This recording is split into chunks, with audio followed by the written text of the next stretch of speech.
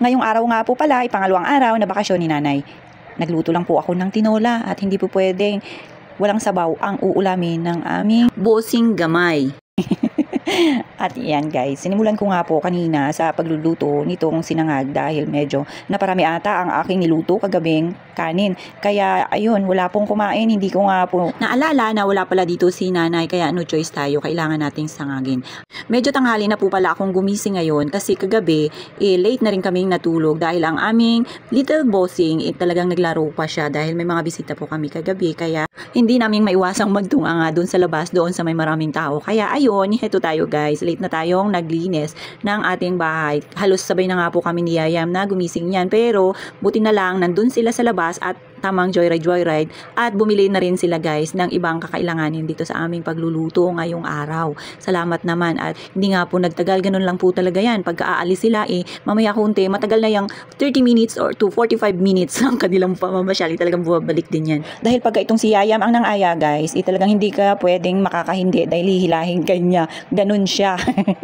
At ito nga po, parang magkakaroon na ako ng tagaluto. Abay talaga naman, nagpa-practice na rin. Tignan nyo nga po, panay na ang sali-sali sa akin sa pagbabati nitong itlog na aming lulutuin. Sabi ko nga sa inyo, paborito niya yan guys. Everyday yan, walang patid yan ang pagluto namin ng pritong itlog. At ito po, bumili rin po pala sila ng langgunisa. Sabi ko, bakit parang ibang kulay ng langgunisang ito, ipulang-pula. At ayan nga po, tinanggal ko na lang sa plastic and ayan, after nga po nito, niluto ko na rin pala ito yung longganisa dahil alam ko na medyo tumatanghali na, kailangan na nilang mag-almusal guys, pero yung kayayam na uulamin medyo late na nating lulutuin kasi po medyo may sabaw yun at matagal-tagal, kaya inuna ko lang ito yung pang-almusal nila.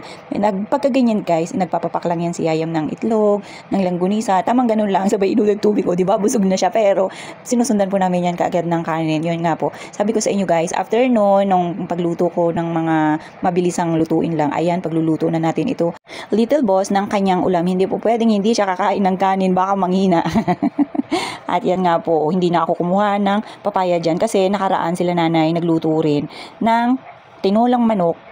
Tapos guys, naparami yata ang kanilang mga nakuhang mga papaya doon sa labas. Kaya sabi ko, nasayang naman, pero yun nga po, hindi po pala siya masasayang dahil magagamit pa rin natin ngayon. Buti na lang nakapagluto ulit tayo ngayon ng tinola at hindi pa rin siya nabubulok. So ayun, di ba? Yun, may purpose naman pala, kaya naparami yung kuha ni nanay ng papaya nakaraan. Talagang tuwan-tuwa na nga ako guys kasi yung mga papaya na inaitanim namin nakaraan, nagsisipag bungahan na at medyo talagang sabi ko, blessings ang puno ng papaya na yun kasi nga po, ang dami niyang magbunga at hindi lang isang papaya guys, talagang siguro 4, 5, tapos parang nagpaikot siya guys sa aming bakuran, kaya ganun. Ayan nga po, kumuha na rin po pala kami dyan ng malunggay doon sa bakuran ng kapitbahay. Pero dapat marami rin po kaming malunggay na naitanim nakaraan dito sa aming bakuran, kaya lang guys, nung nagpalit kami ng bakod, ayun, natanggal siya at talagang kailangang tanggalin at linisin kasi nga po babakuran siya at sisementohin. Kaya ayun guys, nanghihingi na lang muna kami ngayon pansamantala ng malunggay at hindi nga po kami dito bumibili. Abay, swerte, marami pang malunggay sa aming kapitbahay. At yan nga po, after nga po, hindi nagtagal, alam nyo naman na pagluluto ng tinola hindi naman yan tumatagal. Kaya